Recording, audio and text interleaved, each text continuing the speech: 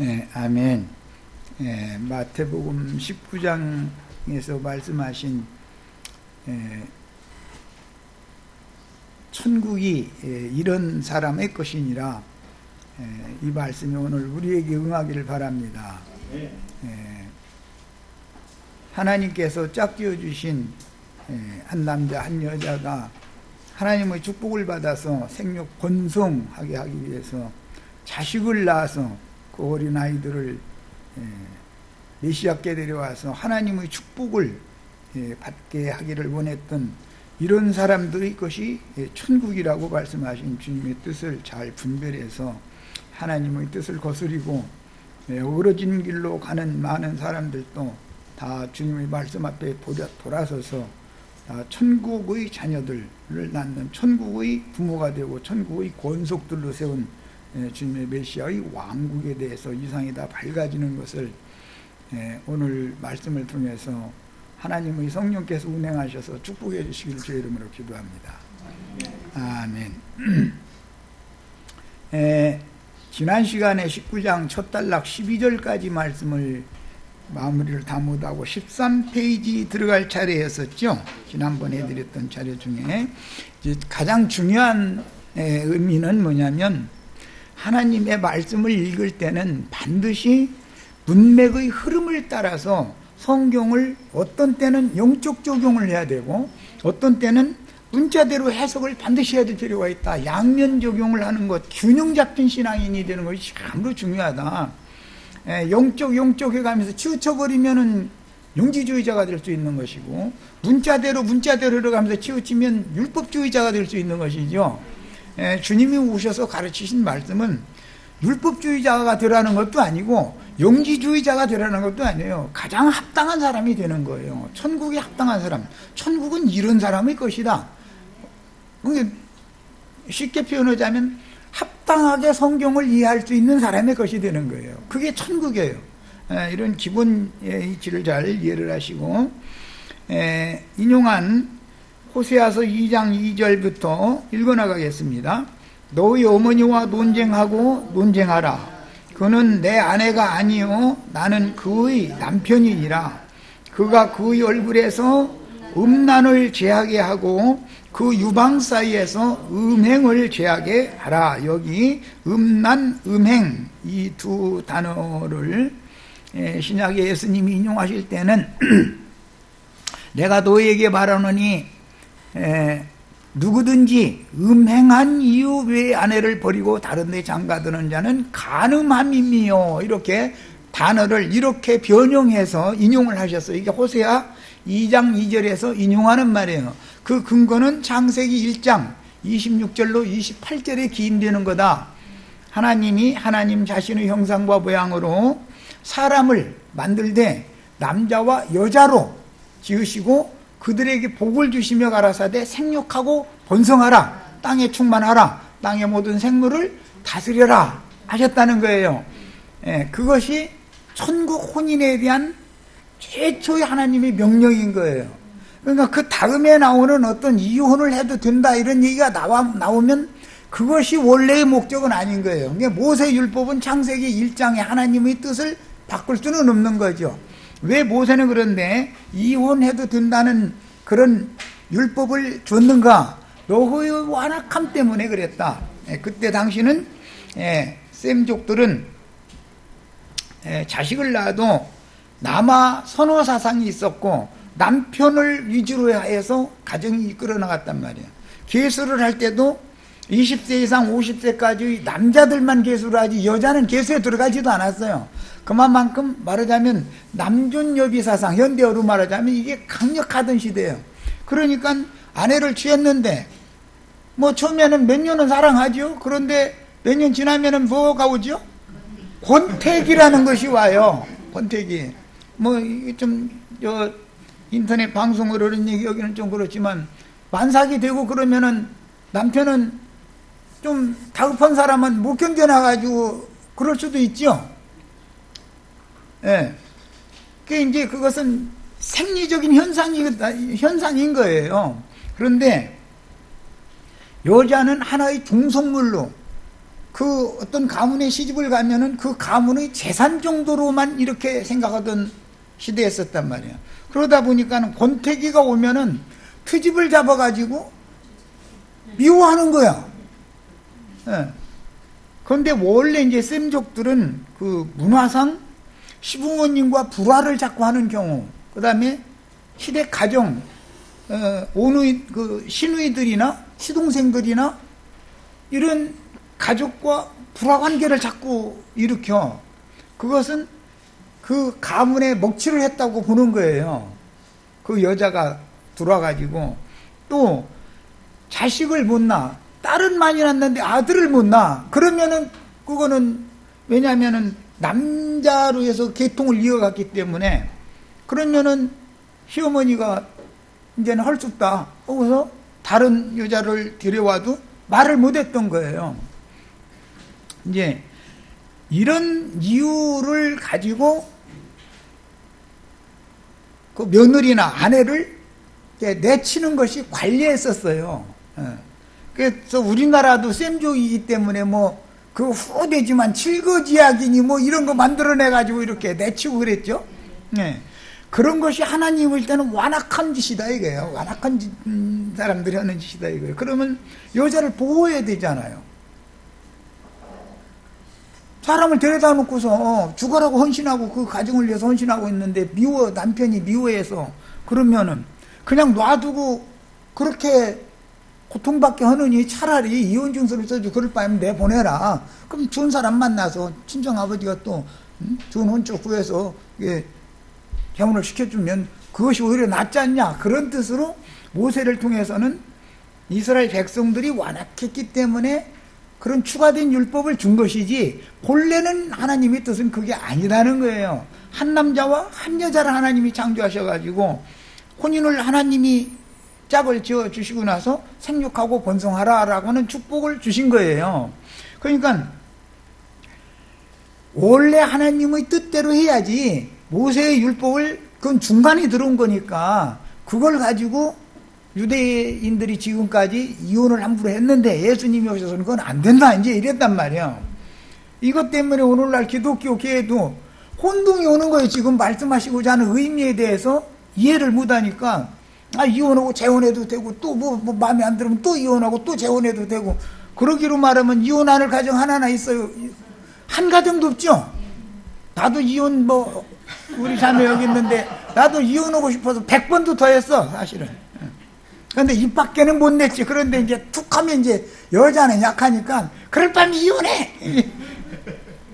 근데 입에 붙은 소리야. 다 하는 소리야. 그게 이혼하자 소리가 아니라 나에게 더 잘해다고 그 말이지. 그럼 나는 이제 남편이니까 얼른 알아들여야 되잖아. 저 사람 얼마나 속상했으면 저 말까지 할까. 나는 아무리 속상해도 이혼하자 소리는 않거든.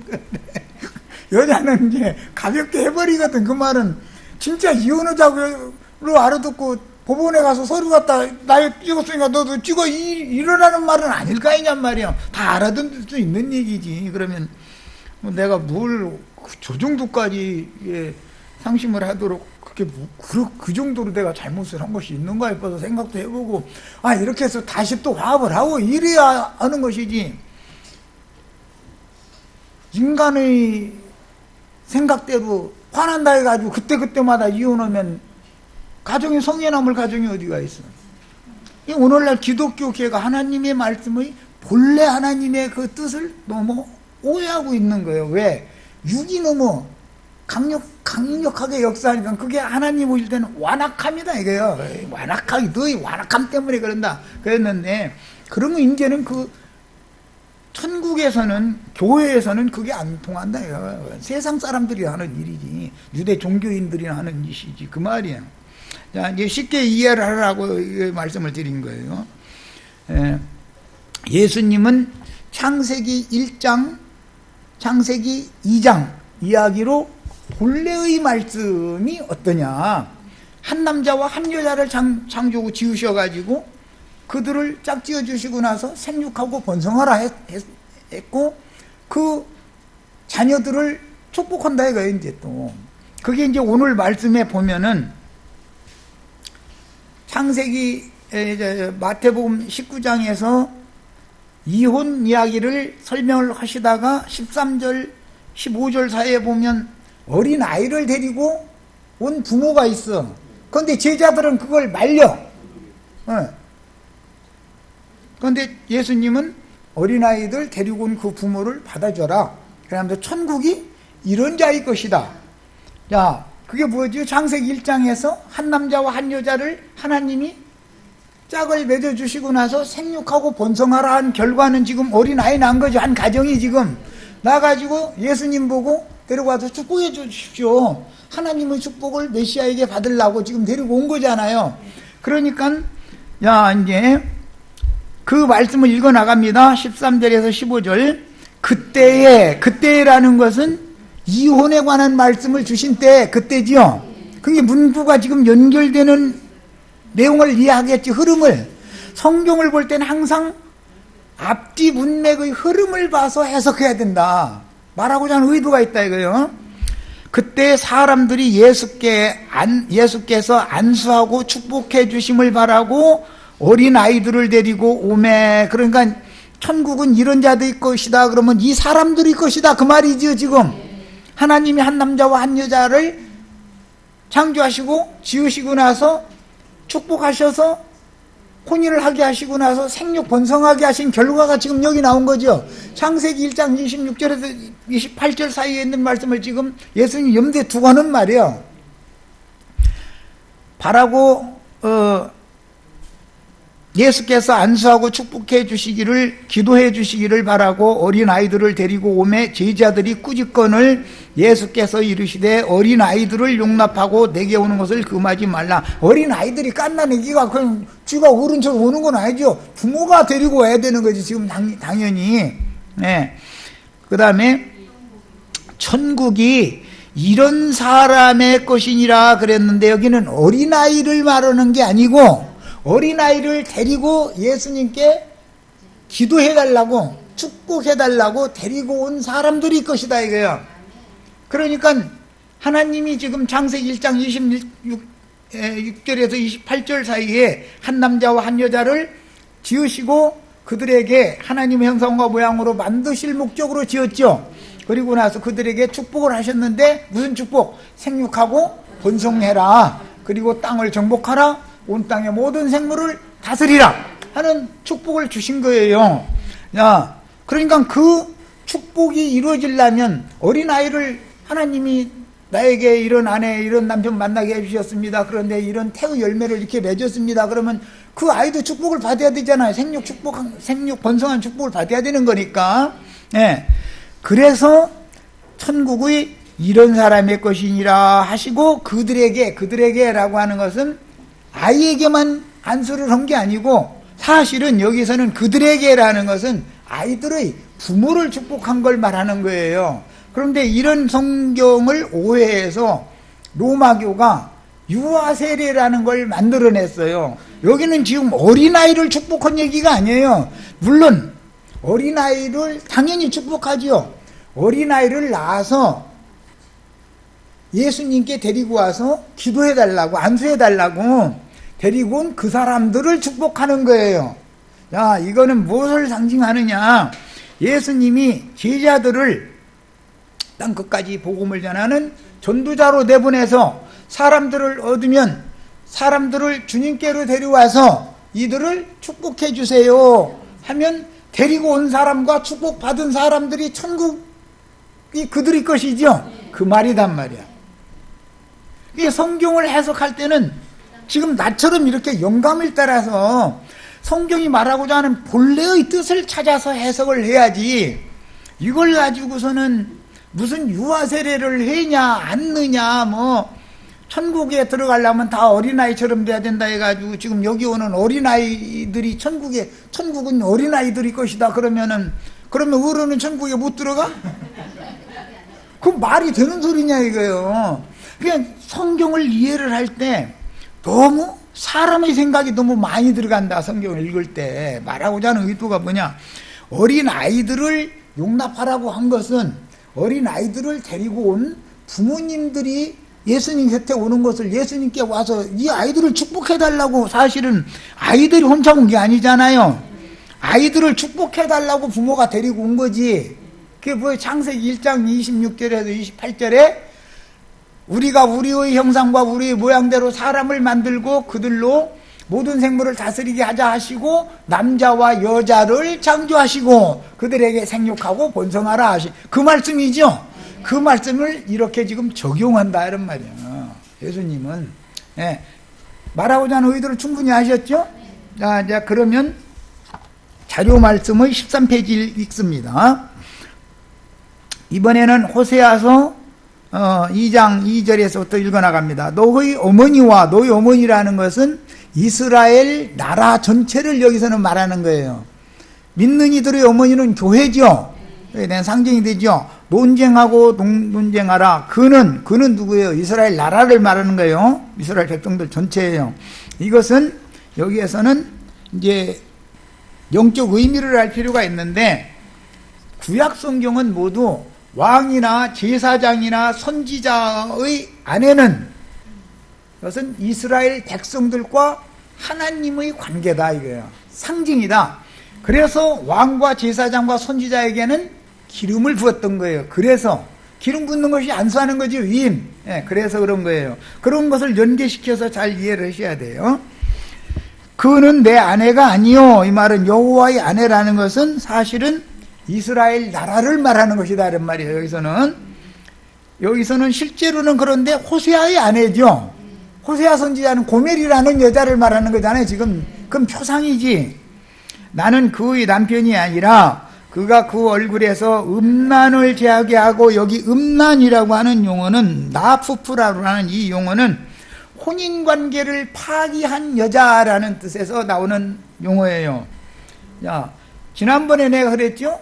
이혼할 수 있는 경우는, 재혼할 수 있는 경우는 두 경우가 있는데 성경에는 하나는 사별을 한 경우, 하나는 아내가 남편, 자녀, 가정을 버리고 나가서 다른 남자에게 완전히 가버린 경우는 돌아오게 하면 땅을 더럽게 하는 것이기 때문에, 이미 더럽힌 여자이기 때문에 또 받아주면 안 되는 거예요.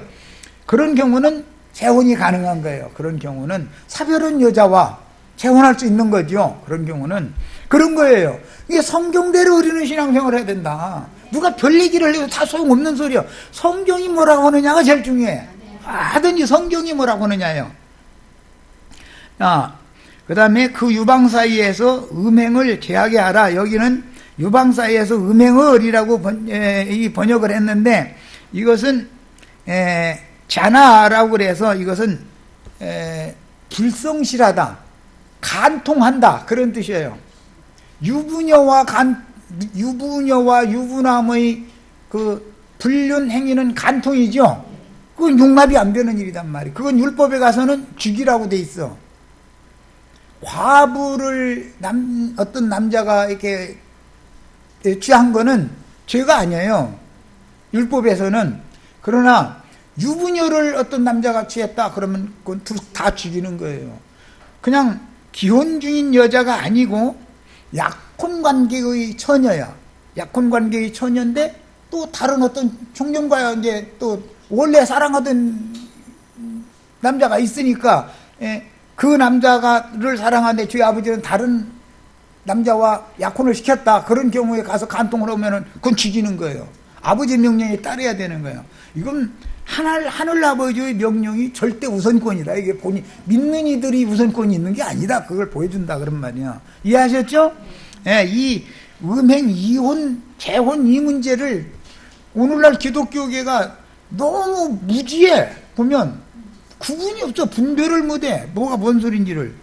그런 신앙생활에서는 안 되겠어요, 우리는. 자, 이제 호세아 2장 7절 인용국 봅니다. 그가 그 사랑하는 자를 따라갈지라도, 이 그는 호세아를 버리고 그가 사랑하는 남자죠. 뭐 성경에는 뭐 이상한 얘기가 나왔는데 그 남자를 따라갈지라도 미치지 못한다. 그 남자에게 이르지 못하고 또 그 자기가 사랑하는 그 음녀가 사랑하는 자들을 찾았을지라도 만나지 못한다 그랬어요. 이것은 바알신을 이스라엘이 아무리 추종한다 해도 하나님의 택함을 받은 자들이라면 바알 신인의 복을 주지는 않는다. 그럼 못 만나는 거죠. 그런 뜻이에요. 그 다음에 만나지 못할 것이라 그제야 만나면 돌아와요, 안 돌아와요? 교회에서 튀어나갔는데 어디 나 잘 다니는 교회가 새로 생겼어, 그럼 와요, 안 와요? 사람편 만났는데 그런 경우는 교회에서는 더 이상 기다리면 안 된다 이 말이에요. 그거는 받아줘도 안 되는 거고 이제 더럽혀 가지고 왔기 때문에 이런 경우다 이거야. 그런데 따라가도 미치지도 못하거나 또는 찾을지라도 만나지를 못했어. 그러면 그제야 그가 이르기를 내가 본 남편에게로 돌아가리. 이때는 받아주는 거예요. 이때는 뭔 말인지 아시겠죠? 예. 교회 생활이라는 것을 잘 알고서 해야 돼. 함부로 내 멋대로 하면 안 되는 거야. 뭘 알고 살아야 돼. 짐승도 아닌데. 그때의 내 형편이 지금보다 나았습니다. 그러면 이제 예를 들어서 이제 새로운 가르침 신난다고 막 하다가 한 2, 3년 하고 보니까 이건 호무지 아니야. 이제 처음에는 사람은 원래 인간이라는 건 새 것을 좋아하는 습성이 있어. 산뜻한 걸 좋아하는 이 습성이 있어. 그러다가 금방 진력이 나야 그래도 묵은 소리 광소리지 쌌고 뭐 옛 남편이 그래도 낫지 뭐 이제는 돌아오고자 하는데 이미 가서 더럽혔고 혹은 거기서 자식을 낳았고 거기 가서 전도를 했어. 그러면 그건 받아주면 안 되는 거예요. 그럼 온 땅이 다 더럽혀지기 때문에. 그러면 계시록 14장이 이루어지지 않는다 이거예요. 순교를 지킨 정결한 처녀교회를 유지하지 못하기 때문에 그런 사람은 받아주면 안 되는 거단 말이에요. 그게 성경을 알고서 교회 생활을 해야 돼. 그때가 나았습니다 해가면서 돌아오는 사람, 못 만나고 돌아오는 사람은 더럽히지 않았잖아. 그럼 받아줘야 되는 거죠, 당연히. 그건 이제 하나의 신앙 체험이 될 수가 있죠, 이제 그런 경우는. 자, 호세아 2장 16절 여호와께서 이르시되 그날에 네가 나를 내 남편이랑 돌아온 날이죠. 못 만나고 돌아와야 되는 거. 이거 이제 만났는데 또 채워가지고서 돌아오면 이제는 받아주면 안 되는 거예요. 뭐 그건 절대로 받아주지 못하게 돼 있어 성경에는. 일컫고 다시는 내 바알이라 일컫지 아니하리라는 걸 보니까 여호와보다 바알신을 찾아다녔다는 거 아니에요. 그런데 바알신이 축복을 안 주는 거예요, 맘대로. 그러니까 다시 여호와께로 다시 돌아간다고 돌아와서 축복 못 받고 돌아왔으면 된다 이거예요.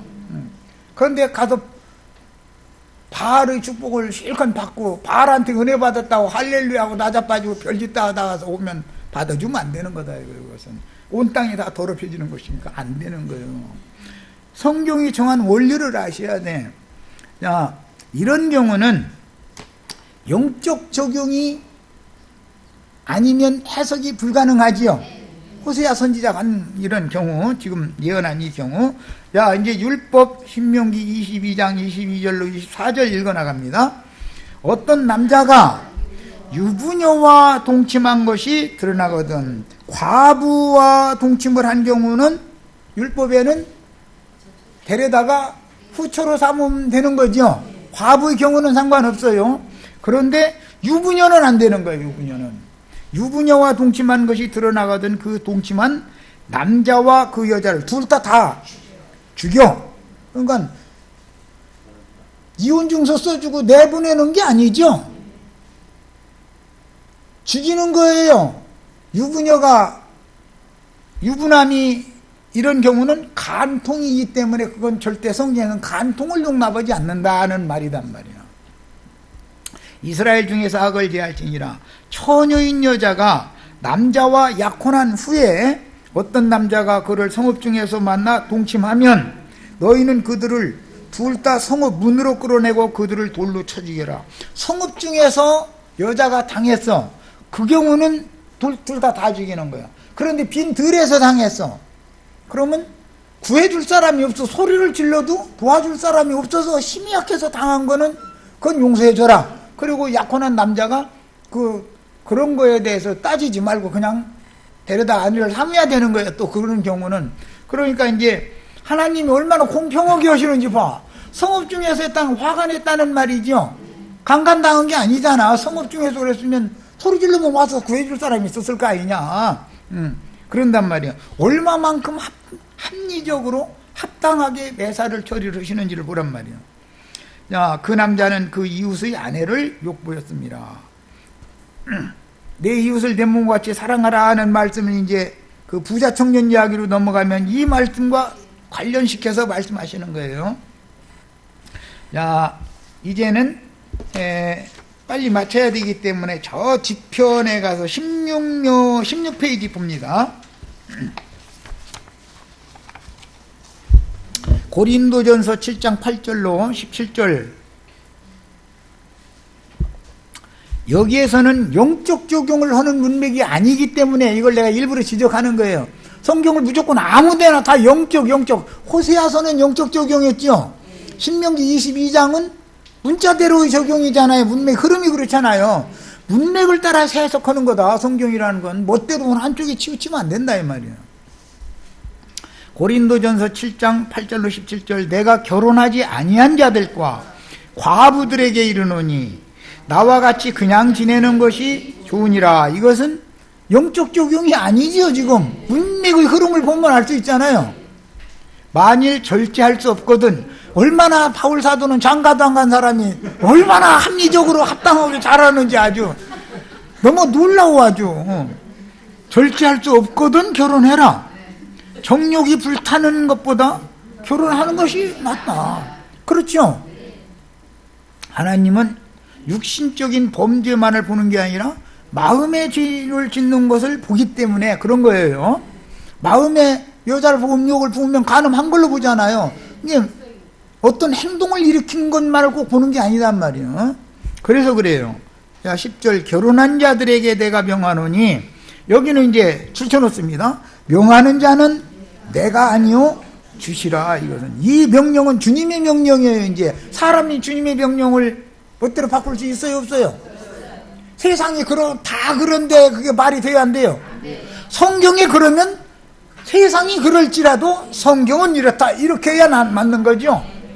몰라서 세상에서 하는 대로 그렇게 했는데 어느 날 성경을 보니까 이렇게 딱 구절이 해서 눈에 딱 들어왔고 이게 믿어졌어. 그러면은 바꿔야 되는 거죠. 세상이 다 그런데 그건 다 소용없는 소리요. 그건 우리가 세상 사람이요? 주 안에 있는 사람들인데. 명하신 이는 주님이셔. 여자는 남편에게서 갈라서지 말라. 첫째는 이걸 주님이 명령이요 이게. 그 다음에 만일 갈라섰거든, 이제 갈라선 경우요, 그대로 지내든지 다시 그 남편과 화합하든지. 이거는 사람의 명령이 아니에요. 주님의 명령이에요. 제일 중요한 건 갈라서지 말아야 되는 거고. 모르고 갈라섰어. 뭔가 때문에. 그러면 그 남편과 다시 만나야 돼. 그 남편과 다시 만나려면 다른 남편에게 가서 새끼 딸려가지고 돌아갈 수는 없는 거단 말이에요. 그건 안 되는 거예요. 허용이 안 되는 거예요. 이것을 영적으로 적용하면 어떤 교회 생활을 하다가 튀어나가가지고 다른 교훈을 가르치는 데 가서 거기서 할렐루야 아멘 하고 나자빠지고 그러다가 뭐 이제 전도까지 했어. 그럼 다시 돌아오고 싶어도 안 되는 거예요. 그건 받아주면 안 되는 거예요. 이렇게 양면 적용을 합당하게 할 줄 알아야 된다. 교회 생활이라는 건 엄격한 거예요. 교회 생활이라는 건. 그리고 어디까지냐면 남편도 아내를 버리지 말라. 여기까지는 주님의 명령이다. 여자는 남편에게서 갈라서지 말라는 거, 남편도 아내를 버리지 말라는 거, 이게 주님의 명령이에요. 그런데 만약에 이런 가르침을 받기 전에 모르고 갈라섰어. 그런 경우에는 다른 남자 혹은 다른 여자를 취해서 자식을 낳았으면은 다시 얘 남편 아내가 합할 수가 없는 거죠, 형편이. 그래서 지난 시간 마지막 시간에 내가 이것을 강조했던 거예요. 성경에서 재혼을 할 수 있는 조건은 딱 두 가지밖에 없다. 하나는 사별을 한 경우, 남편이 죽었거나 아내가 죽었거나, 그건 그 남편이나 아내의 법에서 자유롭게 되는 거기 때문에 재혼이 가능해요. 또 한 가지는 아내가 자녀와 남편과 가정을 버리고 나가서 다른 남자에게로 가버렸어. 그건 돌아오면 받아줄 수 없는 법이기 때문에 그런 경우는 마땅한 사람 만나서 재혼을 하면 되는 거예요. 그런데 거기서 마땅한 사람이라는 게 고르기가 너무 어려워. 사별해가지고 과부된 여자나 골라야 되는데 과부가 어디 그렇게 흔해? 이혼한 여자는 늘었지만 과부는 많지가 않아. 성경에는 과부와 이혼녀는 엄격하게 다른 거예요. 이것을 알아야 돼. 예. 이혼한 사람 모두 과부라고 쌌지 세상에서는. 그게 과부요? 남편이 죽어야 과부죠. 호레비 그랬었는데 이혼한 사람이 호레비요 그게? 아내가 죽은 사람이나 호랍이라고 그러는 거예요. 성경의 용어를 정확하게 알아야 돼. 예. 성경을 사람의 생각대로 함부로 풀이하면 안 된단 말이에요, 절대로. 자, 이제 12절은 바울 사도의 뜻을 따라서는 말에 이제 그 나머지 사람들에게 이것은 내가 말하노니 바울이 하는 말이죠, 이제는. 10절은 주님의 명령이었어요. 그러니까 이것은 누구도 바꿀 수 없는 거예요. 이렇게 중요해, 성경을 읽을 때는. 이는 주의 명령이 아니라 그런 걸 보니까 바울 사도가 사람으로서 권하는 말이죠, 이제. 만일 어떤 형제에게 믿지 아니하는 아내가 있어 남편과 함께 살기를 좋아하거든 그를 버리지 말고, 어떤 여자에게 믿지 아니하는 남편이 있어 아내가 함께 살기를 좋아하거든 그 남편을 버리지 말아라. 그러나 이제 14절에는 믿지 아니하는 남편이 아내로 말미암아 거룩하게 되고 믿지 아니하는 아내가 남편으로 말미암아 거룩하게 되나니 그렇지 아니하면 너의 자녀도 깨끗하지 못하다. 의부 오죽 애비가 아쉬우면은 의부대비 보고 아버지라고 부르느냐고 그런 말 들어봤어요? 안 들어봤어요? 우리 젊은 세대들은 그런 말. 예. 오죽 어머니가 그리웠고 아쉬우면은 의부대미 보고 어머니라고 부르겠냐. 그 할머니나 그 외조 부모나 친부모님은 자기 손자가 측은하고 딱 할 때 그렇게 말하잖아요. 며느리가 재혼을 자기 자식이 죽은 경우 같으면 재혼을 하라고 하잖아요. 당연히 젊은 아이인데 그 대신 내 손자는 내 집 씨니까 내가 맡을 테니 넌 염려 말고 보고 싶으면 갖고 와서 보되 네 자식이니까 그 관계를 철륜을 사람이 끊을 수는 없는 일이니까 그 대신 네 시댁에 가서 잘 행복하게 잘 살다 생애를 마쳐라. 당연히 어른들은 그렇게 말하기 마련이죠. 그런데 후퇴 아이를 데리고 가겠다고 할 수도 있죠. 그러면은 그 조부나 조모는 뭐라고 말하느냐. 아이고 딱한 거 얼마나 애비가 그리우면 의부대비 보고 아버지라고 부를 수밖에 없는 처지 같은 애가 눈물 짓는다. 이게 뭔 말인지 아시겠죠? 옛날 어른들은 그렇게 표현을 했어요. 자식도 깨끗하지 못하게 된다 그거요. 그런 경우는 이해가 되시죠? 그러니까 자식을 생각해서라도 엄마는 헌신을 하는 게 차라리 낫죠. 그거 힘만 들지. 그거 남편 없는데 그거 길러 놓으면 물론 시부모님은 그 며느리를 더 아끼고 애지중지하고 사랑할 수밖에 없죠. 불쌍하니까 측은하니까. 그래도 그 새끼 하나 바라보고 살으니까 모든 것을 유산은 그 손자에게 물려줘야 되는 건 너무 당연한 거잖아요. 그건 뭐 당연한 그건 말할 것도 없는 거예요. 셈족의 관념이 그렇다 이게요. 인생사도 똑같아. 인생사도. 자, 혹 믿지 아니하는 자가 갈리거든 갈리게 하라. 이 말은 둘 중에 하나가 짱 믿음인 경우 난 이 신앙 문제 때문에 도저히 못 살겠다. 그러면 갈리게 둬라 이거요. 그렇다고 해서 재혼을 하라는 말은 아니죠. 성경을 멋대로 해석하면 안 돼. 형제나 자매나 이런 일에 구애될 것이 없다. 형제나 자매는 믿는 자고 어떤 여자나 남자는 안 믿는 경우 이 신앙 문제 때문에 갈라서 자고 하면은 여기는 분방, 갈라선다라는 말은 이혼이라는 말과는 다르고 분방한다예요. 분방. 요즘 용어로는 그거 뭐라고 그러죠? 별거 생활을 한다. 별거 생활. 별거 생활을 하다가 보면 자식도 보고 싶고 자기 부인 보고 싶죠? 미워했을지라도 사람이라는 건 별거를 잠깐 하고 나면은 보고 싶어 또. 그 세상 유행가도 있어. 헤어지면 그리웠고 만나보면 시들하고. 옛날 우리 시대에 부르던 유행가요 그게. 헤어지면 그리웠고 만나보면 시들하고 몹쓸 것이네 심사. 인간의 심사는 그렇다는 거예요. 그러죠? 그래서 하나님이 이런 것까지 다 알고 있기 때문에 좀 그렇게 못 살겠다 그러면 한 집에서 부대끼지 말고 잠시 갈려서 봐라. 분방을 잠시만 해봐라. 그러다가 그리워지면 다시 만나면 되고 그 말이요. 그 말이지 이혼하고서 재혼해라 그 말이 아니잖아 지금. 그래서 성경을 사람 멋대로 해석하면 안 된다. 아내가 자꾸 그 얘기하는 거예요. 성경은 어떤 흐름이 있는 거다 이거예요. 말하고자 하는 의도가 있고. 그러나 하나님은 화평 중에 너를 부르셨느니라. 그러니까 결과적으로는 화평해서 다시 합쳐라. 잠시 헤어졌다가 할라섰다가 다시 합해라. 지금 그걸 권하고자 하는 얘기죠. 아내 된 자여 네가 남편을 구원할는지, 남편 된 자여 네가 아내를 구원할는지. 그런 걸 보니까 신앙 문제로 헤어졌다가도 갈등하다가도 인간적인 정이 또 정이 있으니까 다시 만나면 아내를 만나려면 이제 아내가 그때는 튕기하지요. 다시 합하자 그러면은 당신 나 예수 믿는 거에 대해서 반대하지 않는 거 조건, 당신도 같이 교회에 나가는 거 조건, 그렇다면 내가 합할 수 있지 이렇게 하는 거예요. 그때는 당연히 그래야 되잖아요. 그럼 남편 손해는 거 아니야.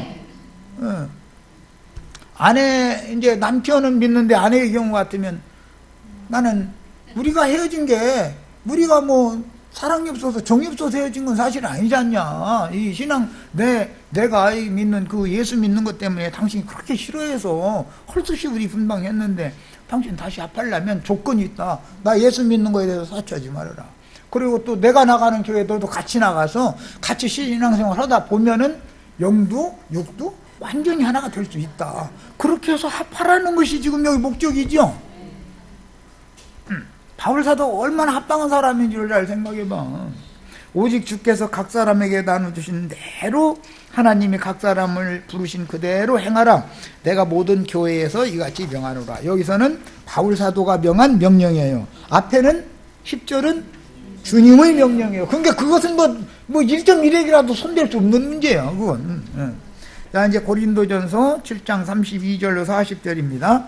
너희가 염려 없기를 원하노라. 장가가지 않은 자는 주의 일을 염려하여 어찌하여야 주를 기쁘시게 할까 하되, 장가 간 자는 세상 일을 염려하여 어찌하여야 아내를 기쁘게 할까 한다. 그건 사실이에요. 이것은 장가를 일단 들면 오늘 나가서 다음은 뭐라도 티끌이라도 조금 모아서 갖다가 아내 손에 쥐어줘야지. 안 그러면은 불안하잖아. 남편으로서 내가 가장으로서 남편으로서 이게 아내와 자녀의 생계 문제 하나도 책임을 못 진다며 막 그 자책감 같은 것도 들고 막 다니면서 아무리 애를 쓰고 다녀도 돈이 안 벌리면 막 한숨이 나오고 그러잖아요. 그건 남자는 또 그런 심리가 있는 거거든. 또 하나님이 창조롭게 해놔서 그래. 그거 어떤 사람들은 부대끼지도 않는 사람이 있어. 그럼 무책임한 사람이죠. 남자의 자격이 없는 거죠.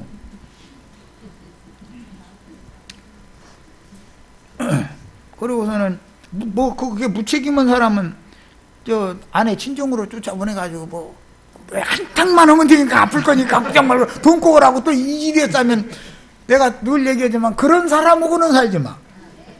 그런 사람하고는 왜? 그 사람이 그게 길들여 놓으면은 그 사람은 나태해지고 무책임한 사람이 되어버리면은, 아내에 대해서 자식에 대해서 책임감이 없는 사람은 그 자식들 길러도 그 자식이 절대 효도 않습니다. 자식에 대해서 무책임하게 방관해버리고 나서 그 아이들이 훌쩍 자라버려서 그러면은 그 아버지에 대해서 완전히 불신임을 해버리기 때문에 효도 않는 거예요. 그래서 나는 남편으로서 가장으로서 권리도 중요하지만, 그건 당연히 하늘이 주는 권리이기 때문에 중요하지만, 그것은 책임을 다할 때 하늘이 주는 권위인 것이다. 자기 책임은 회피해가면서 내가 가정인데 감히 뭐 위통이나 벗어주려고 해서 주먹질이나 했다고 그렇게 하는 것을 보고 아이들이 자라면 절대 그 아버지를 신임을 않는 것이거든. 책임을 다 해야 돼. 뭐든지 그래.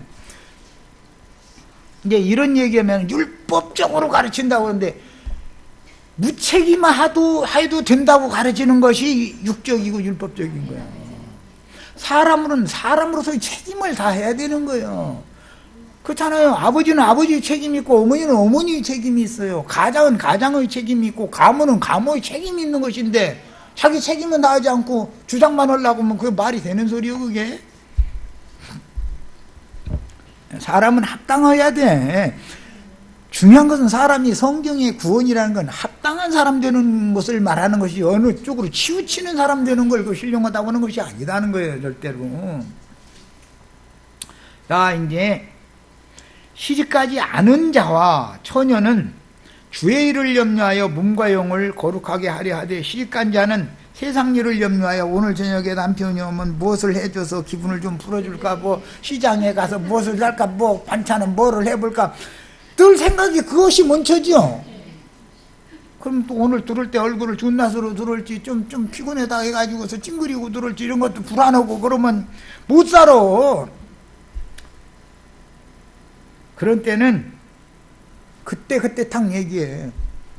당신 올라가서 썩은 거는 아는데 들으면서 얼굴 그렇게 인상 써가면서 들으면 난 불안하다. 당신 들으는 것 자체가 무섭다. 당신 가정에 씨로 들었는데 당신을 편안한 마음으로 와줄 수 있게 해다고 그래야 되는 거요. 그렇게 그냥 계속 해도 못 알아들으면 그거 참 답답한 일이지. 아유. 그런데 사람은 그렇게 권위 있는 말로 하나님의 말씀을 하는 것처럼 그렇게 얘기하면 아무리 무지한 짐승이라도 밖에 나가면 그때는 왜 하지만 내일 나가면은 생각을 해보게 돼 있어. 사람은 다 그런 거예요. 내가 힘들었으면 안에 들어갈 때 내 아내는까지 스트레스 받게 해가면서 내가 들어갈 필요는 없지. 이래야 되는 것이고 또 아내가 또 세상사로 집에 있다가 뭔가 스트레스 받는 거 이제 내가 가끔 그 얘기는 동창회 가지 마. 동창회 가면 괜히 머리 아픈 사람 자꾸 만나니까 그러면 괜히 집에 앉아서 스트레스 받아가지고 남편 들어오는 문만 쳐다보고 있다가 당신 빨리 와봐. 나 오늘 당신은 할 얘기가 있구만. 이렇게 나가면 안 된다 이거요. 그러는데 피곤해가지고 가장이라고 무거운 짐 지고 그때 댕기다가 들어온 사람 말이야. 그러면 되겠어. 다 남편이든 아내든 책임을 다 해야 된다. 그럼 이제 당연히 남편은 내가 사실은 다른 사람처럼 많은 돈을 벌어다가 당신 푹 쓰라고 해주지는 못해 미안하지만 하나님이 당신과 나를 짝을 지어줬는데 당신은 내 가정의 애들의 어머니고 내 가정의 여주인인데 내가 힘들고 오고서 내가 놀다 들어온 것도 아니고 이렇게 들어오면은 없으면 없는 대로 그냥 된장 하나 끓여서 먹어도 되고 나 뭐 맛있는 반찬 많이 해달라고 하는 사람도 아닌데 그런 것 때문에 신경 쓰지 말고 나 스트레스 주지 말라고. 나 집에 들어올 때 문 열을 때 스트레스 받는 건 나 싫다고 그대로 딱 얘기를 하면은 아내가 아무리 무지한 짐승이라도 그때는 매하고 뭔가 또 딴 거에 쫑알쫑알 하겠지만 내일은 생각해보는 거거든. 그게 그런 거 아니야. 사람이 합당하게 살아야지. 내가 이것을 말하면 너의 유익을 위하며 너에게 올무를 놓으려 함이 아니니 오직 너희로 하여금 이치에 합당하게 하여 흐트러짐이 없으니. 자, 구원이라는 건 뭐예요? 이치에 합당하다. 이것은 합리적인 사람이라고 그러죠. 이렇게 되는 것을 추구해야 되는 것이지 어느 한쪽에 치우치는 것을 추구해서는 안 된다. 신령한 얘기하는 것 같지만 그게 신령한 게 아니다 이게요. 그거 완전 육적인 거다고요. 그게 너무 어떤 인간이 하는 그럴싸한 말에 속으시면 안 돼. 사람은 합당하게 행하는 것을 배우는 거예요. 합리적인 사람이 되는 거예요. 자, 이제 36절부터는 좀 우리 번역이 어려운 번역인데 그러므로 만일 누가 자기의 약혼녀에 대한 행동이 합당하지 못한 줄로 생각할 때에, 이 말은 만일 누가라는 것은 약혼한 처녀 딸을 둔 어떤 사람이 그 말이에요. 자식이 다 자라가지고 약혼을 시켰어. 약혼을 시켰는데 약혼 기간이 찼다 이거예요. 히브리인들은 약혼 기간이 있죠. 7년이라는 약혼 기간이 있는 거예요. 그리고 나서 7년이 차면 7일 동안 혼인잔치를 해서 시집을 가는 거예요. 자, 그런 절차가 있었기 때문에 자기 딸이 장성해서 어떤 청년과 약혼을 했어. 그런데 그 약혼녀의 혼기도 지나고, 그 말은 7년이 지나고 그 말이죠. 약혼 기간이 찼다 이거예요. 마리아가 약혼 기간이 찬 다음에 정혼한 그 아내를, 약혼녀를 요셉이 데려갔지 않아요. 그런데 애벤 여자를 데려간 거 아니에요. 그같이 할 필요가 있거든 이라는 말은 무슨 뜻이냐, 시집을 꼭 보낼 필요가 있거든. 자기의 라는 것은 어떤 아버지의 딸이 약혼을 했는데 딸을 시집 보내지 않는 것은 합당하지 않다라고 생각이 됐어. 그런 경우에는 거기다 대고 약혼 기한이 다 찼으면 그같이 할 필요가 있거든, 시집을 보낼 필요가 있거든, 약혼을 관계를 지킬 필요가 있거든. 어떤 남자한테 그때 가서 시집 못 보낸다 이렇게 하면 안 되는 거 아니냐 이 말이요. 원하는 대로 하라. 그 말은 네 마음에 합당히 여기는 대로, 약혼 기간도 찼고 내 딸이 약혼녀니까 그냥 내 사위에게, 약혼한 사위에게 보내겠다 하면 그대로 보내라고요. 이것은 죄 짓는 거야 아니다. 그 말이요. 이해되셨죠? 그들로 결혼하게 하라.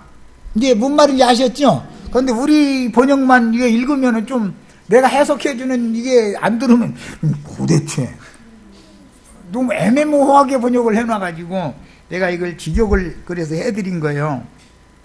자기의 약혼녀에 대한 행동이 합당하지 못한 줄로 생각한다. 이 말은 자기 약혼한 처녀 딸을 혼인시키지 않는 처사가 합당하지 못하다라고 생각할 때는, 그 다음에 약혼녀의 혼기도 지나고 약혼 기간이 찼으면 시집을 보내도 죄 짓는 것이 아니다. 이 합당히 생각되는 대로 해라. 그거 맞는 말이죠. 네, 그래요. 그러나 그가 마음을 정하고 그는 자기 딸이 주인날에 가깝다는데 나 시집 안 가겠습니다, 이렇게 정하고 부득이한 일도 없다라는 건 저쪽 남편 사위 쪽에서도, 약혼한 사위 쪽에서도 괜찮습니다 라고 하면 부득이한 일이 없는 거죠. 그런데 거기서 부득이한 일이 생길 수가 있죠. 아닙니다, 나는 결국 그 여자를 사랑하고 내 약혼녀니까 이미 약혼했다는 나에게 주기로 그 부모가 약속해 놓은 거 아니야. 그러면 약속대로 난 데려가겠습니다 하면 또 그 줘도 상관없고, 본인이 가기 싫다고 그러고 상대방도 안 와도 된다고 그러면 그럼 구태 결혼시킬 필요는 또 없고, 지금 그 말이에요. 이해가 되셨죠? 자, 시간이 됐으니까 여기까지 해서, 39절. 아내는 남편이 살아있는 동안에 매여 있다가 남편이 죽으면 자유로워질 수가 있다. 남편도 당연하죠. 아내의 법에 매여 있다가 아내가 죽으면 자유로워질 수 있는 거예요.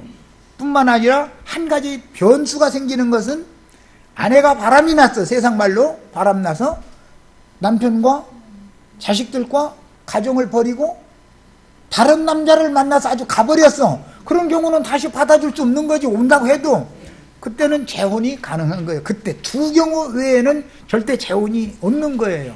자, 이렇게 해서 이제 완전히 마치겠습니다.